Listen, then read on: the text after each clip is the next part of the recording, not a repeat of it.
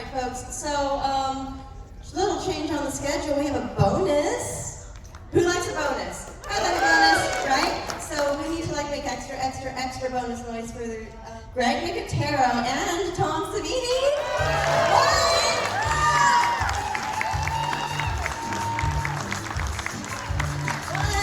Come on, guys.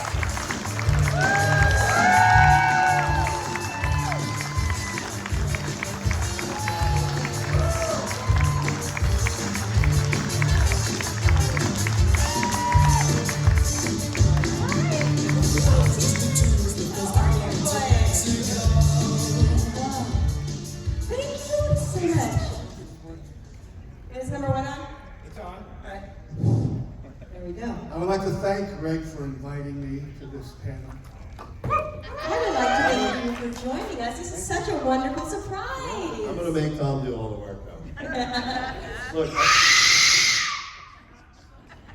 yeah, try sitting next to him all day when he does that. It's a little Is crazy. that what I've been hearing? Yeah. Look, before we start, though, there's this amazing makeup artist sitting in the audience, and she's right there. And her name is Dakota, and she's 7 years old, and she is the youngest makeup effects artist in the world. You have to stand up. Dakota, you want to come on stage, Dakota? Now, she's not allowed to, she can't talk because she's staying in character, which is very impressive.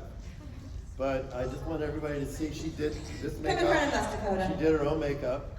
Great job. Turn around. So you're going to see a lot more from this young lady because she's staying in character, which is good. But I just thought, I met her yesterday and she's super impressive. And look how great she looks. Yes. All right, good job. Thank you, Dakota. Now go scare somebody. Yeah. Go scare somebody. Go do your job. And that's what we do. Oh. You have made her life. Truly, Dakota, that is phenomenal. I can't believe that. And Keep she's it up. actually like 6'3", so it's a really unique makeup job, I gotta say. Great name. So look, thank you everybody for coming. You know, just like I made Tom come on the stage here, I invited myself to the show because I called Bill and I said, look, man, you know, I'm prepping a show here in Atlanta and I'm going to be in town and I'd love to come. And then when I found out Tom was going to be here, I was more excited and we get to sit next to each other and hang out. But I've been telling everybody this really unique story that happened to me a week ago. My YouTube feed, you know, it's all either guitars and music or horror movies. And I watched something about Dawn of the Dead, and one day this thing pops up, and it was the Dario Argento cut of Dawn of the Dead with the commentary from George and Tom and Chris Romero. And I watched it last Sunday. And it was 2.5 hours, and I couldn't shut it off. And it was the first time since George passed away that I felt like I was listening. You know, when you watch an interview with somebody, you hear very short sound bites in the interview. It's always being directed by a moderator, no offense. But it was the first time that I had heard George and Tom interacting and talking, and it took me back to when I first met them. So I texted Tom, and I'm like, man, my heart is warm and just filled with joy right now because I felt like I was re-experiencing your relationship with George and what made me want to do what I do now. So I would really encourage you guys, you know, if you have time, like find a movie that has a really good commentary, and it's got to be people like Tom and George that are super charismatic. Like if you listen to the John Carpenter and Kurt Russell commentary on The Thing, it's kind of the same vibe. So, I mean, I'm not a big podcast guy, I'll be honest, because podcasts drive me a little crazy. Because there are people that don't have any right to really talk about stuff. They just decide they want to talk about it. And I guess that's okay, but like when I want to hear from the real people that were there. I want to hear from Tom.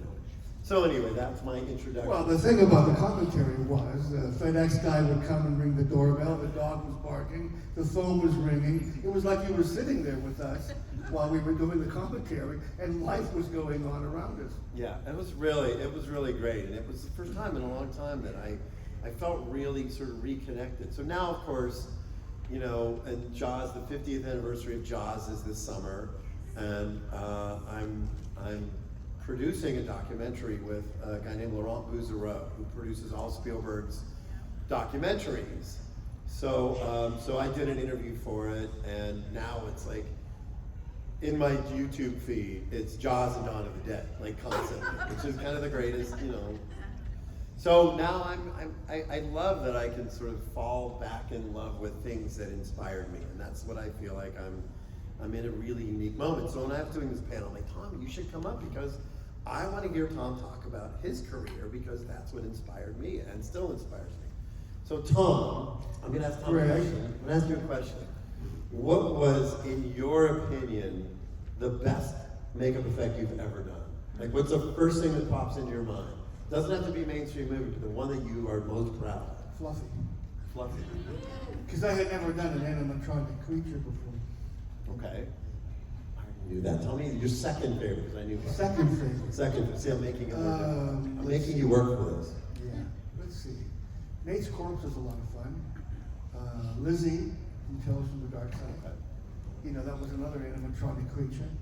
So Creepshow for you was really the culmination of everything that you had done in a lot of those movies, because you had an animatronic creature, and you had the full Nate suit, because you hadn't really done a suit before, right? Yeah, before it's that.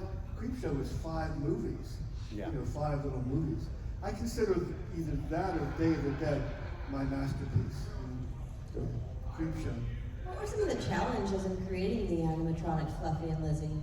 Well, I didn't know how to do it. Yeah, so how did you figure it out though? Because it came out great. I called Rob Bottin. Please tell me that you know who Rob Bottin is. Okay. Anyway, 2 hours on the phone, he taught me how to do it. Really? Yeah, but then he came to the premiere of Night Riders in LA and took me to his house. And he tore off all the skins from the Howling animatronic heads to show me the mechanisms and how to work it. I was appalled. He said, no, I always tear the skins off. I only keep the mechanisms. But why? I mean, that's kind of crazy. Why you would tear the skin off of it? To show me. But the interesting thing is Tom took pictures of the mechanisms and he gave me copies.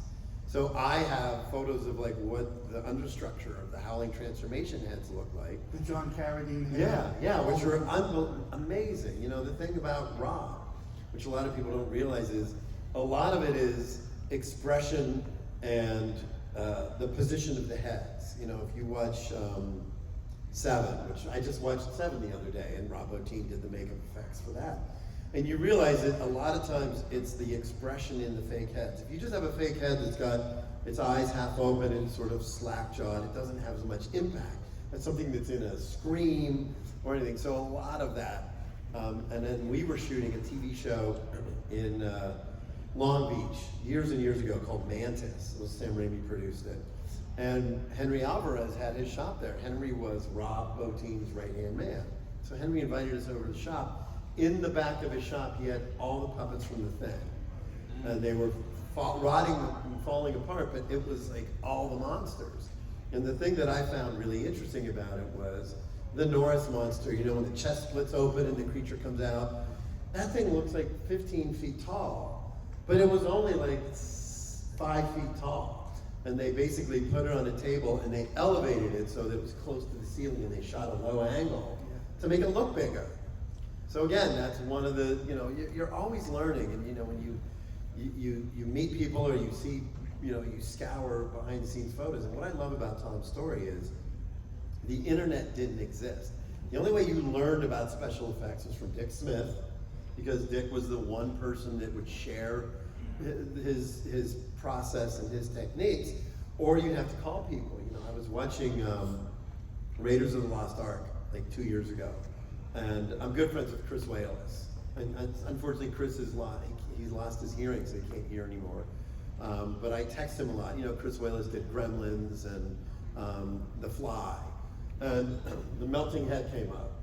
And I texted Chris, and I'm like, I'm watching your work on Raiders of the Lost Ark, and I just have to say that The Melting Head is one of the greatest effects ever.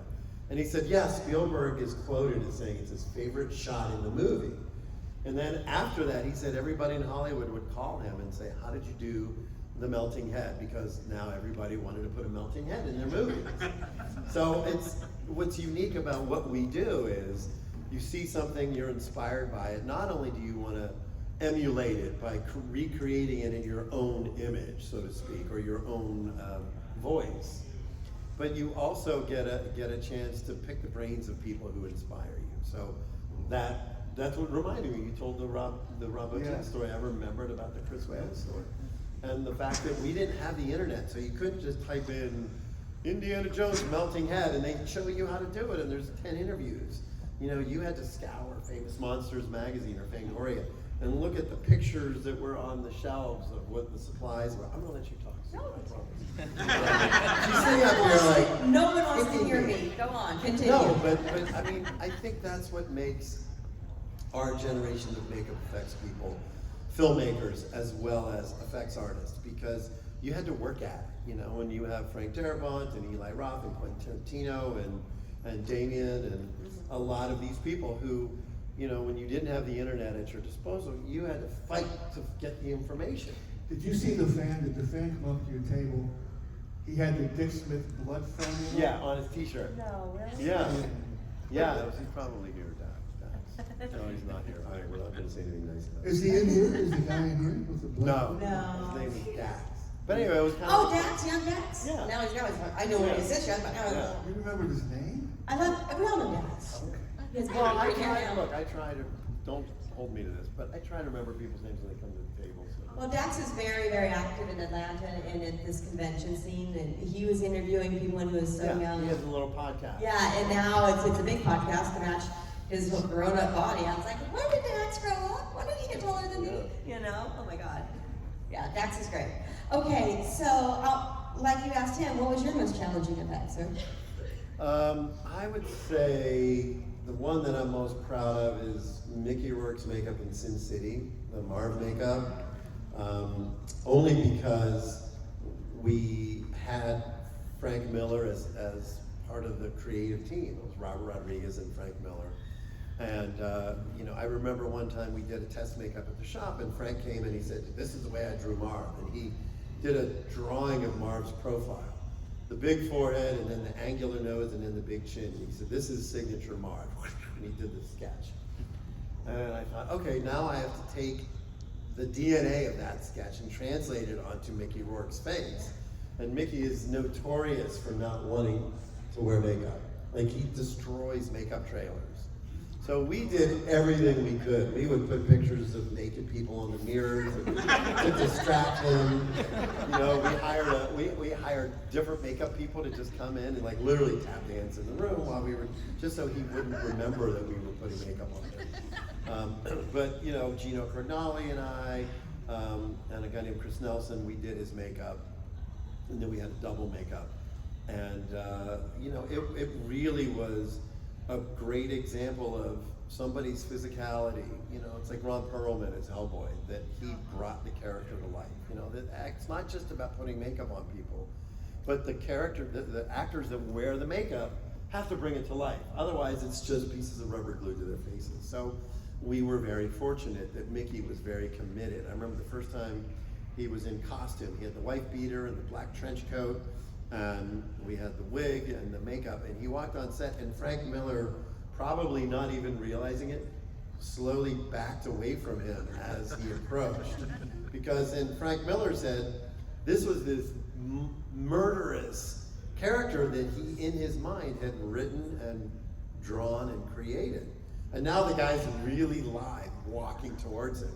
And Frank was kind of like, trying to get out of the way. Didn't you have to do something special?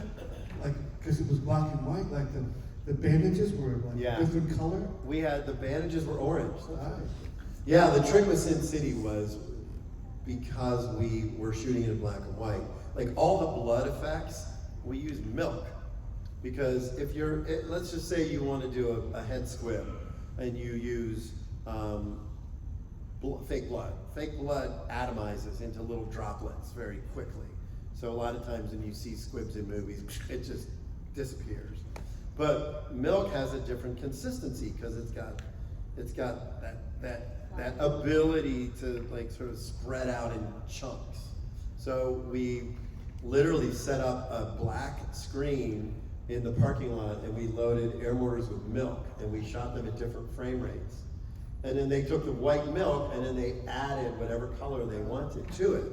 So when you watch Sin City, all the head hits and all the blood gags were milk. And then like a week later, boy, did it smell out there, because nobody cleaned up the milk that was all over the driveway. Oh, it was horrible. Well, We he's did a singing in walking the rain. too. When he's dancing in the rain, there was milk in the water, so you could see the raindrops. Oh, see, I didn't know. Oh, yeah. Interesting. Do we have any audience questions right now? Right there. Okay. For you, Tom. Okay. I know you. What? I know you started on The Exorcist, right? On what? The Exorcist. No. No, I didn't do I that. thought you did. I'm No. so sorry. But Ask the question anyway. We might know the answer. okay. Well, okay. What do you think about working with Stephen King? Oh, with Stephen King. No, listen, he is just a big kid that happens to be a genius. Yeah. And didn't you do some of the effects that's on Monkey Shines? I did all the stuff. That's what I thought. So. But also Creepshow. He was in. Yeah, I knew he was in Creep Yeah. Show, but. He was missing one day, and I was on my way to a war surplus store to buy something. And I'm driving there, and here comes Stephen King in the middle of a 6-lane highway, walking on the median strip, drinking a Perrier and reading a book. So I wasn't surprised when I heard he got hit by a van. Is it true though that I know that he has to sleep with a nightlight on because his mind is so like. Oh, I don't know anything about that. But But he had Fluffy on his word processor for a long time after Creepshow. Guy had given him a mask or something. Yeah. Wait, so what you're saying is Stephen King is just a big kid? He's a big kid, yeah. Yeah, I wonder who else I know on the stage. Yeah, I was gonna say, you just described yourself. We're all big kids, yeah. Yeah. True. Greg and I are constantly reminding each other that kids do what we do all the time, you know. Yes. Greg, Hey, Hey. show you. I've had the Hi, Mark. hey, so I've had the pleasure of seeing you direct, which is fun because again, you're a big kid on set. What are you most proud of in all the directing you did on Walking Dead, as far as sequences or whatever? 'Cause you did some pretty huge and amazing stuff on there. Yeah, you know, it's kind of funny. Thank you. He was our storyboard artist, by the way. Drew all our storyboards. And he would cut together little animatics, so you'd come to the conference room and he'd pop a DVD in, and all the storyboards were put to music and sound effects, and him and his wife or his kids would all do the sound effects. So we'd like, oh, everyone's like, what are we shooting? Like, I don't know, it's right there. Like, fucking TV. You know, when we were prepping season 1 of Daryl Dixon, I was in Paris with Norman, and it was a whole new crew, and it was really interesting because now we were taking a show that had been shot in the States, and we were basically teaching an entire new group of people how to do what we did.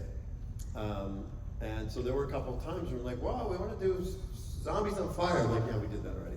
Oh yeah, we want to do. And there was a couple of times when somebody had referred to a scene and I didn't remember it.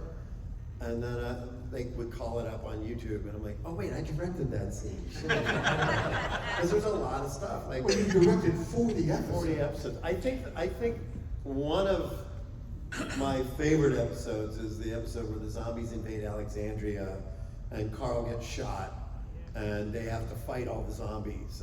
And the funny thing about that episode was originally it took place all during the day. And I went to the line producer and fought. I said, look, this is Night of the Living Dead. This is the zombie siege. The zombies are taking over the town. You can't shoot it in the daytime. We haven't shot a nighttime zombie scene because in the world of The Walking Dead, why would you ever go out at night? It doesn't make any sense because you're more susceptible to get killed.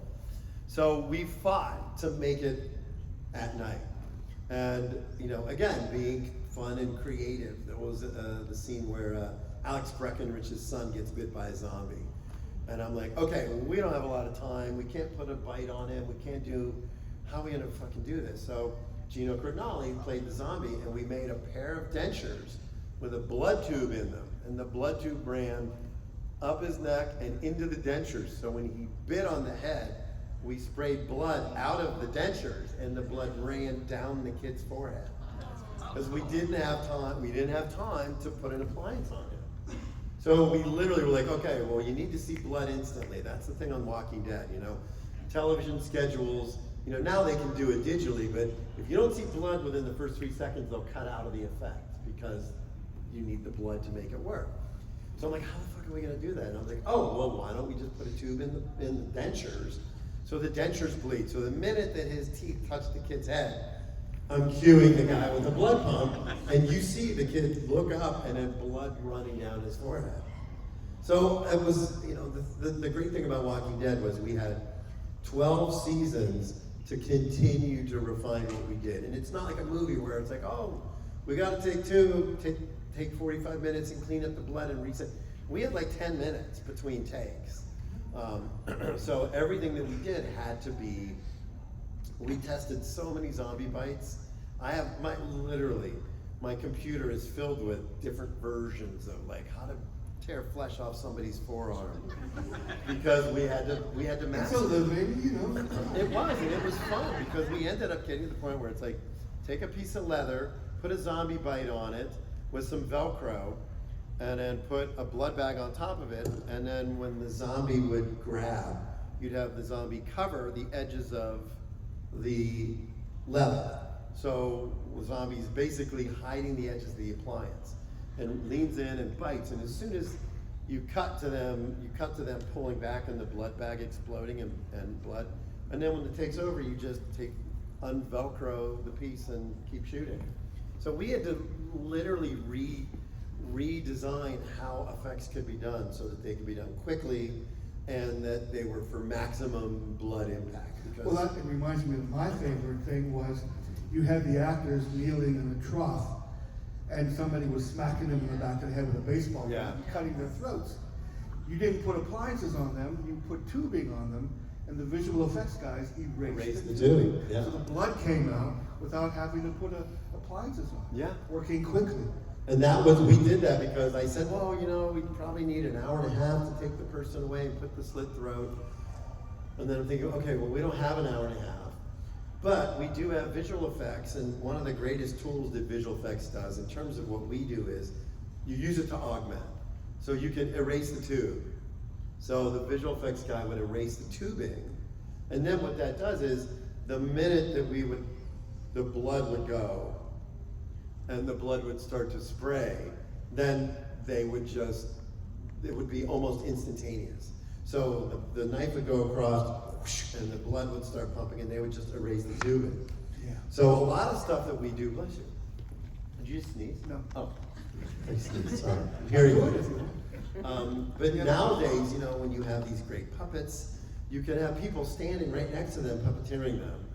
And then you just erase the rod and erase Well, the bicycle's on me. Well, she was erased from She had green tights on. Yeah, and originally, so they started with a bicycle girl in the first episode. Originally, we were going to dig a hole and just hide her legs. Thank you. We were just going to hide her legs in the ground. Like, yeah, no problem. And then, you know, we do it the old-fashioned sort of magic trick. You know, it's sleight of hand. That's, you know, look, when Tom was pioneering effects for movies like Dawn of the Dead and Friday the 13th, it was all old magic tricks. You know, you cut a little piece of the machete away. Misdirection. So now, Mechanical devices. yeah, now you don't have to do that anymore. Now you can literally just erase it digitally. But we were going to dig a hole, and Melissa was going to put her legs in. We were going to cover back up and put grass over it. And then somebody said, like 2 days before, oh, well, we're shooting that in a public park. We can't dig a hole to hide the girl's legs. I'm like, oh shit, well. So we literally made green tights for her, and then I had a sack of intestines so she crawled across the ground, and then they shot a clean plate, and then I put the intestines on the ground and I dragged them. And then the VFX guys put all that stuff together. And you know, like, no, that had never been done on TV before. Zombies had never been on TV before The Walking Dead. So it was pretty wild that people were like, how did you guys do that? Like, was it a puppet? Was it this? Was it that? How did you do it? And I love that we you know, our responsibility is to use every trick in your arsenal. Can't hear you. Creep show's been very enjoyable on Shudder. Is there going to be more of a Creep show? Yeah, you know, we did 4 seasons of Creep Show. We brought 1 million viewers to Shudder, but yeah, thank you. I'm saying that because somebody from ABC should be listening. But you know, the unfortunate thing is, you know, they start slashing production costs, and you know, the last I heard, they wanted to cut the budget in half, move the show to Canada, and not have any SAG or Directors Guild or no unions, nothing. It just needed to be super down and dirty. And I just said, you know, we're going backwards. You know, why are we going backwards? You know, season 1 for me was, I was pretty naive when I went into it, because I'd been, at that point, I'd done 9 seasons or 8 seasons of The Walking Dead, and I'm like, how hard could it be? You know, you have your actors, and you have the sets, and you know, you come in every couple days and you prep. But it was a whole different animal. We had 3.5 days to shoot an episode, and then you would have to have a whole new cast, new directors. Tom directed on the show. You gave me 4 days. I did give you 4 days. Wow, that was very nice of me. I must have been broken at that point. But it was really hard. And I think by the time season 1 ended, I was just like, what was I thinking? Like, how did we do that? It was just out of sheer force of will. I had a lot of my Walking Dead crew that came over and worked with me. I think my props guys sitting in here, Renee's in here someplace, that worked on the show with me. And then the show was really well received. And I thought, oh, this is, I mean, like all the actors, you know, Giancarlo Esposito and who else was in it? All the actors in season 1 were like friends, and I would text them and go, hey, do you want to come do this? You know, oh God, who was in, who played Herbert West in Reanimator? Jeffrey Combs. I called Jeffrey Combs. I'm like, hey, you want to come do a cameo? And he came in and he played a Nazi soldier in the werewolf episode. And he said to me, by the way, this isn't a cameo, this is a part. And I'm like, well, you're here, aren't you? Like, what do you want? But, you know, I will tell you that when the show was very well received, and I was really proud of that, really happy about it. But when we got into season 2, I felt a little more comfortable, like there wasn't as much pressure on me. Because season 1, I'm like, if I screw this up, I'm literally destroying the memory of George Romero. And I couldn't do that. And I felt really nervous about it. So when we did season 2, I felt a little looser. You know, it was like I had a drink or two, and I was kind of loosened up a little bit. And I had a lot of fun. The stories in season 2 were much more my style. You know, we did Night of the Living Late Show, which was, you know, a tribute to Night of the Living Dead. And then we did Public Television of the Dead, which was the evil, you know, the Sam Raimi Evil Dead version. The Bob Ross goes. The Bob Ross, yeah. And it's funny, when I got that script, I sent it to the network and I said, I hope you're not giving me any notes because I'm shooting the script as is. And I think they were a little, for some reason, they were a little intimidated when I would say stuff like that, because like, okay, like even in season 4, we did George Romero in 3D, which was really a fun episode of like this kid who finds a comic book and George Romero comes out of the comic book because they accidentally bring 3D zombies to life. And I'm like, they were like, we're not really sure we love this script. And I'm like, well, I'm shooting it, too bad. It's gonna be on the show because it was, again, you know, a tribute. But I really felt like Creep Show kind of started to morph into more of my character, my personality, and what I wanted for the show. So thank you, that was a good question. Days of the Dead, or Day of the Dead, I've heard Greg. Days of the Dead is the show we're on. Correct. Day of the Dead. I've heard you say on a podcast recently that this original script for that was much longer than the actual movie. It was a telephone book. Yeah.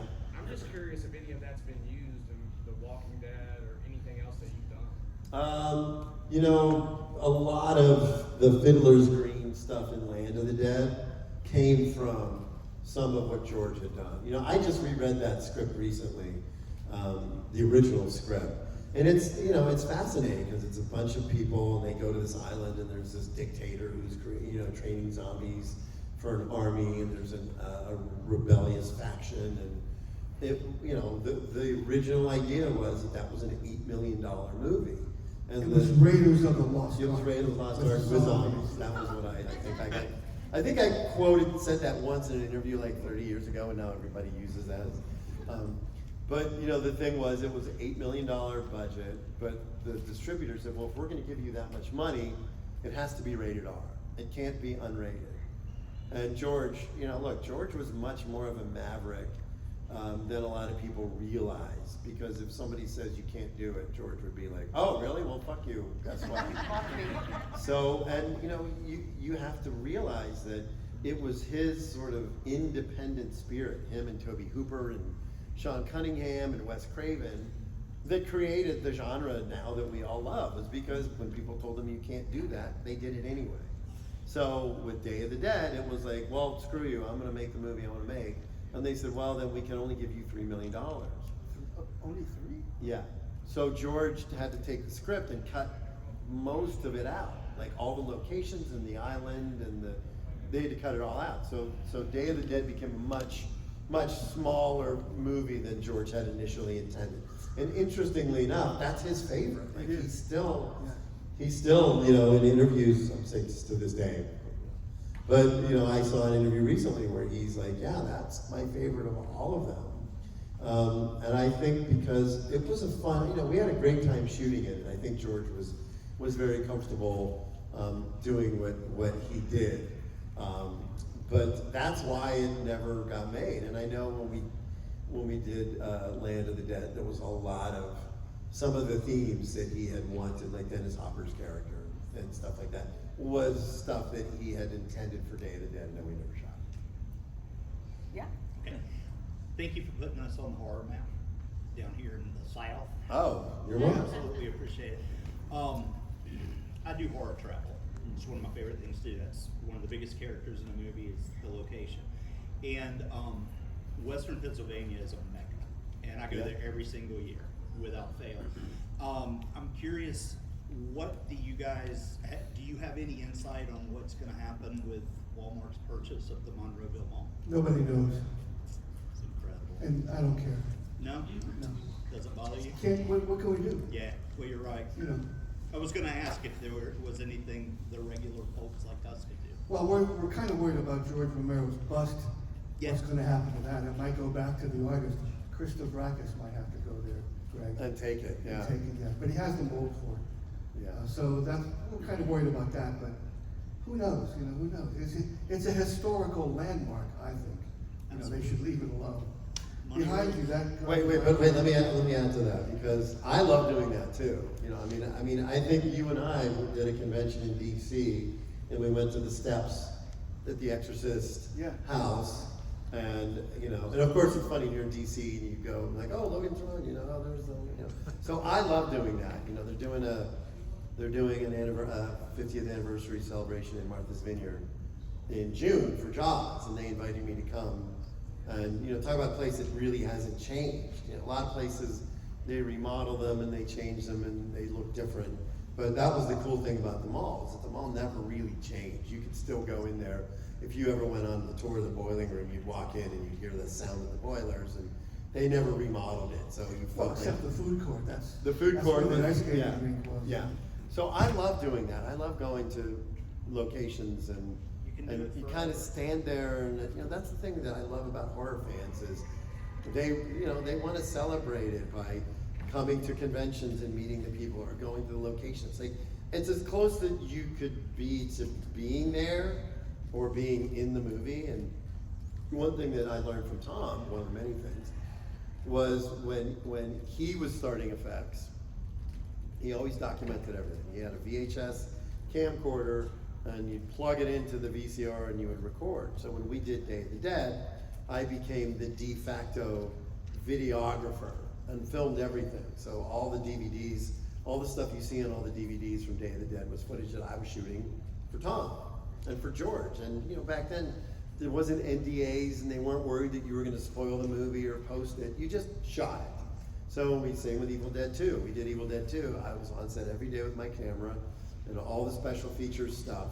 And I've had people come to me over and over again, thank God that you documented that, because you saved it for future generations to be able to experience what it would have been like. And that was all because of Tom, because Tom learned it from Dick Smith. Yeah. And I don't do it as much anymore. Now we have phones and you can just pull your phone out and film stuff.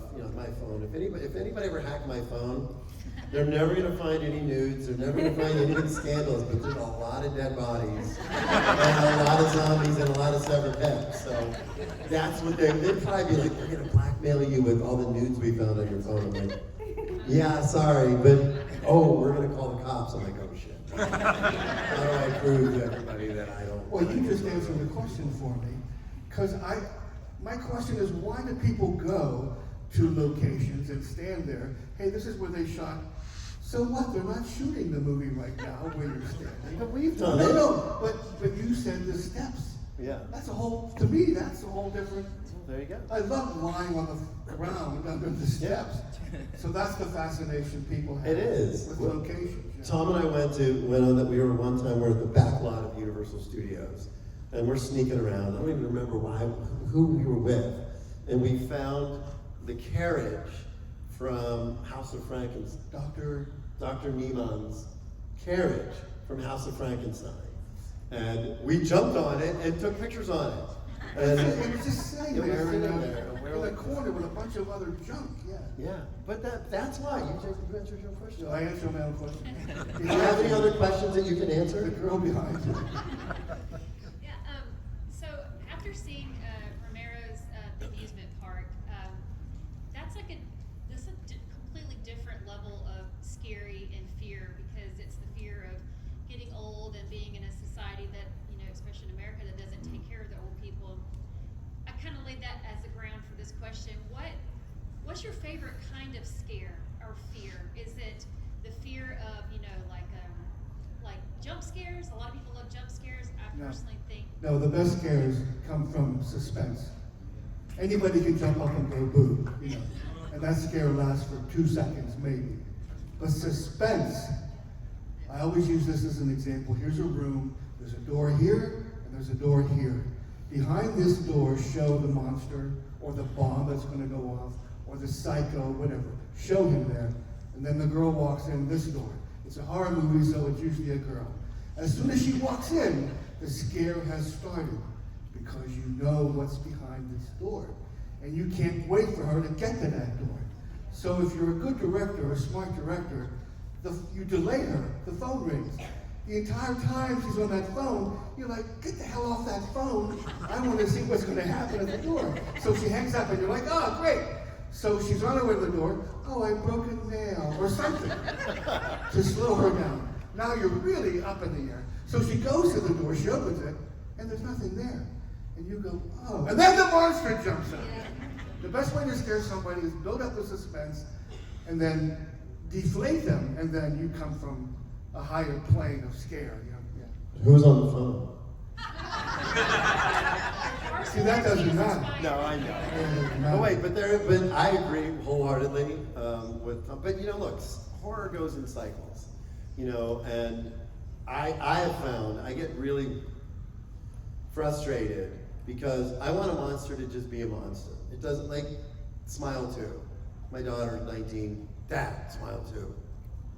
So I watched it and I'm like, Smile 2. Oh, Smile. And there's this whole new thing like which I call trauma terror, where the characters are only susceptible to horror movies because they've gone through some trauma. Oh, they were a recovering drug addict or somebody died. That's like a new thing in Hollywood in the last, I don't know, maybe 4 or 5 years, where they can't write a movie without telling you that their lead character has gone through some trauma that makes them susceptible to the horror that's about to happen. Fuck that, who cares? Like in American Werewolf in London, it's 2 guys walking across the doors. Oops, an alien. It's like they're miners in space, and the monster shows up. Do we know anything about Ripley's character or backstory? No, and you don't. In a lot of instances, you don't need to, because you're learning with that person, whatever this trial or tribulation is. So that bothers me. I get really tweaked when, and I think honestly, it comes from people who write horror movies that don't understand horror. Because you have a lot of people like, I'm gonna write a horror movie, and they write a horror movie, but they've never written a horror movie. And then all of a sudden, look, the first smile was fine and fun and was okay, but then they're like, oh, this is what we have to do. And I met the director, great guy. But you know, I wanna go on a journey I don't wanna learn a lesson in a horror movie. Like I just wanna have fun, you know, and the monster let the monster just be the monster without But the monsters are getting stupid, okay? Like, I hate fucking Chucky. He's a dog. Kick him across the room. The only reason he kills anybody is because they're stupid enough to trip and fall in front of him.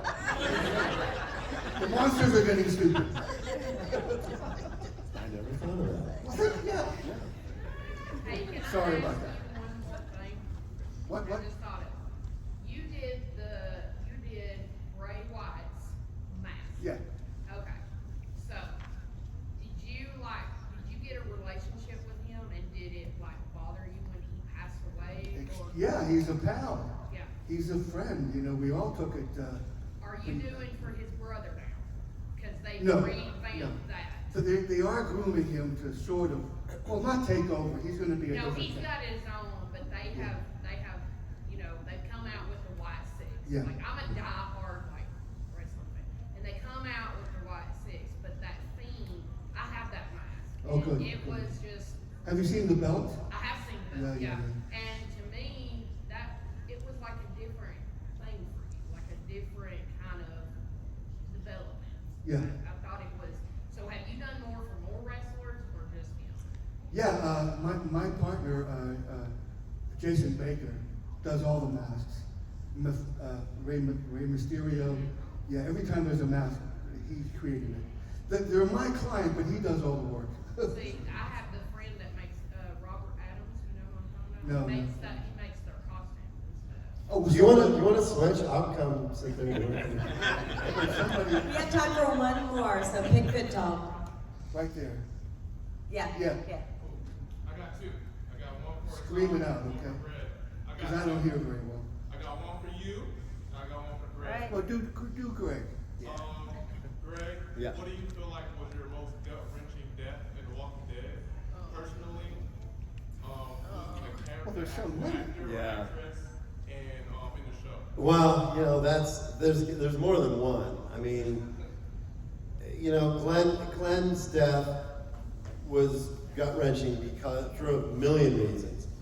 First and foremost, because I was at Comic-Con sitting next to Steven when that issue came out, and we opened the page and saw his eyeball sticking out, and I remember looking at Robert Kirkman and going, "What? You're killing Glenn like that?" And then, of course, 3 years later, I ended up directing that episode.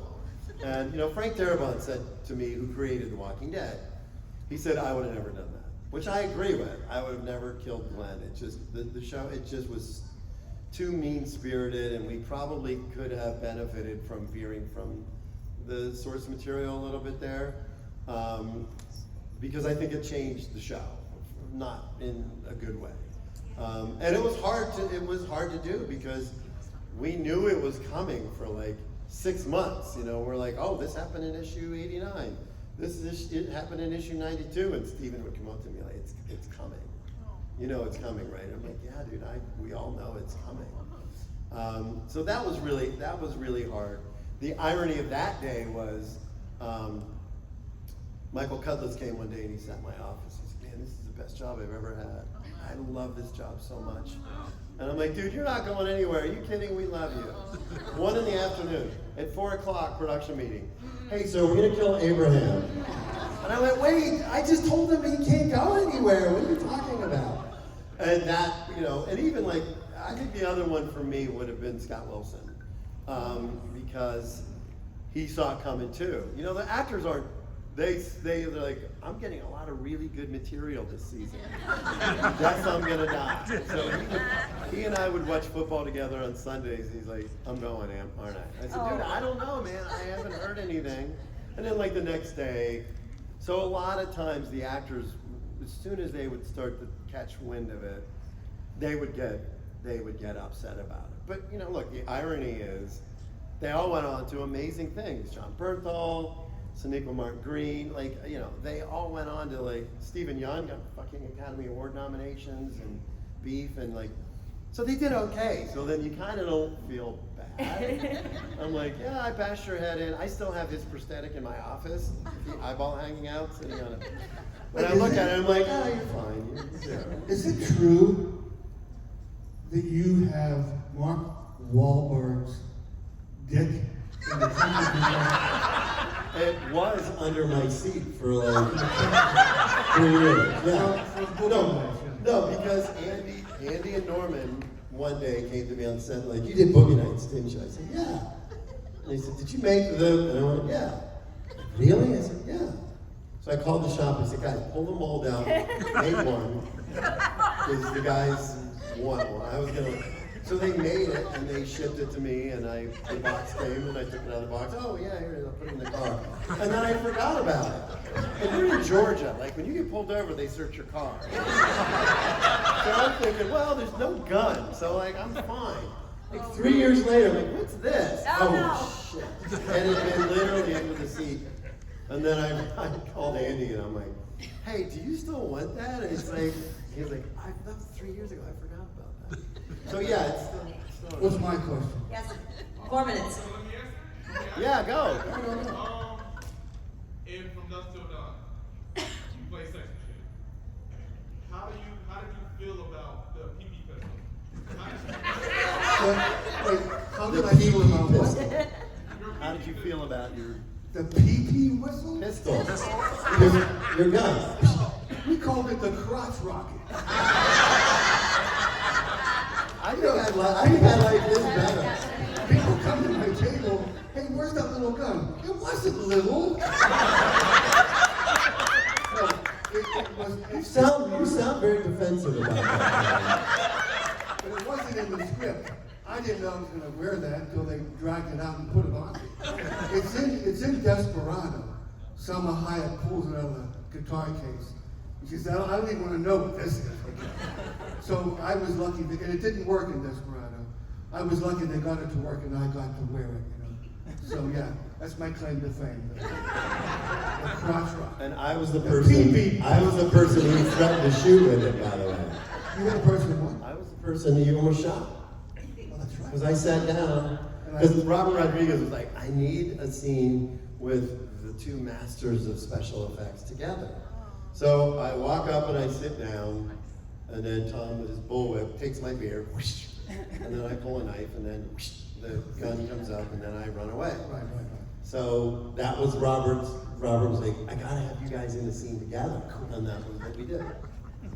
All right, Thank you. Yeah. gentlemen, thank you so much. Everyone give it up. Thank you. Thank you, Tom, for coming.